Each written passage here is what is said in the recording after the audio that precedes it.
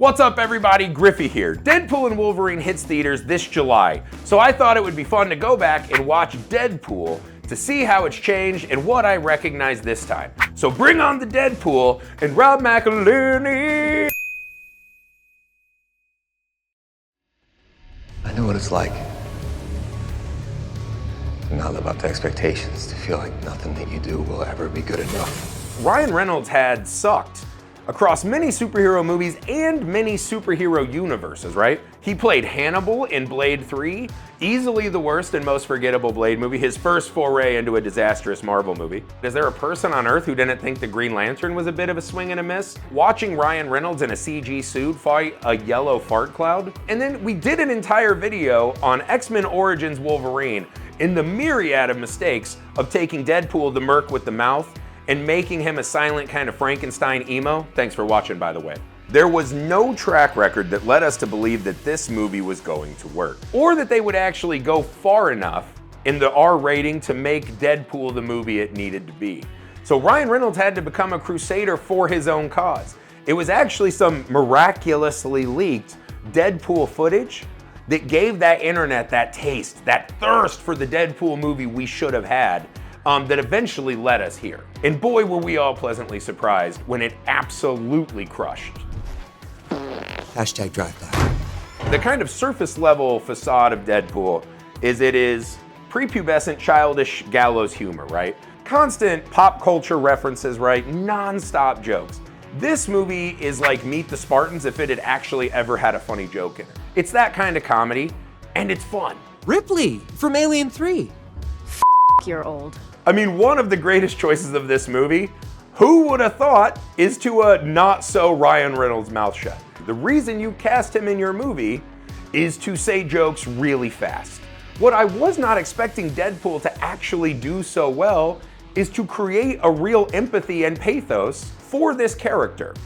He eventually meets a woman he falls in love with. They have a copious amount of very visually on-screen wrestling matches. Vanessa becomes the avatar for the audience to love him. She gives us permission to deal with his childlike facade. And watching Vanessa find this perfect balancing act where she can match the comedy of Wade. And they can have those kind of jokes that feel like they should be off-putting. To find two people at the extremes like that find each other, you never stop feeling this earnest connection and chemistry that they're growing. Go back and watch the scene where Wade gets his diagnosis that he has cancer and will not make it long. There are certainly options we can look into. New drugs are being developed every day. Did you expect a scene that emotionally poignant in the start of this Deadpool movie? A cake cannot be all frosting. There has to be something in the middle of it to put that frosting over.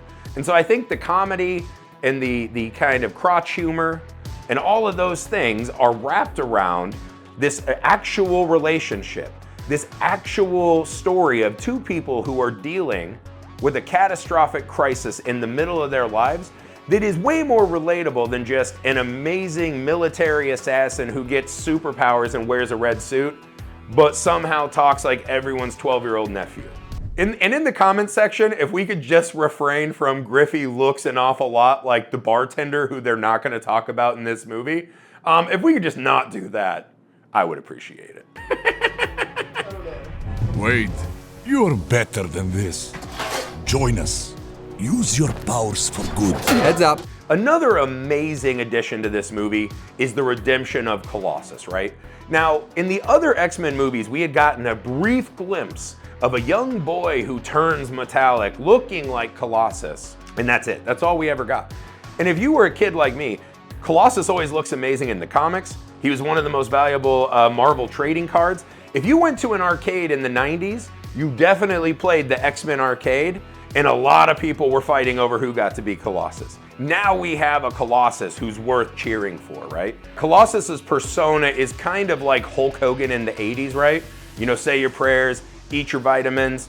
We all know he was eating his vitamins through a syringe, but like still, we believed, right? That's kind of what Colossus is telling me, right? He's essentially gigantic superpowered Danny Tanner from Full House. And just watching everyone kind of roll their eyes at him becomes one of the most fun elements and repeated gags of the movie. We also love him. He also becomes very lovable. And then when it's time to throw down, we remember that Colossus is a mutant to be feared. Drive by on Hulk Hogan? Sorry, bro. Superhero landing. She gonna do a superhero landing. Wait for it. This movie also, on a very meta level, plays as a fun attack on all of the Fox, especially comic book movies we had seen before. The X-Men are still wearing their terrible leather outfits. We have a teenager with a hideously long and stupid name and a hideously dumb power that's used to no good avail in this movie. We have a villain, a faceless villain who essentially we just call Francis over and over again, who wears like a generic army guy suit. He's kind of a mad scientist who has no verifiable list of demands or reasons why he's doing anything he's doing.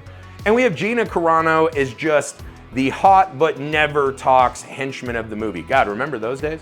What a time to be alive. So you have all of the kind of things we remember from those early comic book movies, right? So while they're doing a very bland and vanilla kind of superhero story, Deadpool the whole time is riffing on it. It's funny that I only ever see two of you. It's almost like the studio couldn't afford another X-Men. This one is bad on purpose, which then becomes amazing, right? Francis, in most movies, is a reason to turn it off. In this movie, he becomes an amazing punching bag for Deadpool and audiences who have sat through a lot of bad comic book movies in the past. Why? So seeing Fox, who knew they were on their way out of the superhero game, give this team of creative filmmakers the ability to push as far as they needed to make Deadpool the way it had to be made for adult audiences, right? Was a breath of fresh air. We have never seen a comic book movie like that since Howard the Duck and his kind of adult sex industry job he had in Cleveland. Just can't seem to find the right man. Maybe it's not a man you should be looking for. And I think you see nowadays with things like The Boys becoming wildly popular as a TV show, I think we see that audiences are ready for these more mature playgrounds with these characters, right? We're more willing to watch superheroes that behave badly, that speak badly, and that do unspeakable things, right? It did feel fresh and new when we saw Deadpool doing these things on our local movie theater screens. Want to talk about what's haunting you, or should we wait for a third act flashback? Go yourself. At this point, with Deadpool and Wolverine coming out in July, I couldn't be more excited. Hugh Jackman and Ryan Reynolds have been doing this dance in public and online for a long time.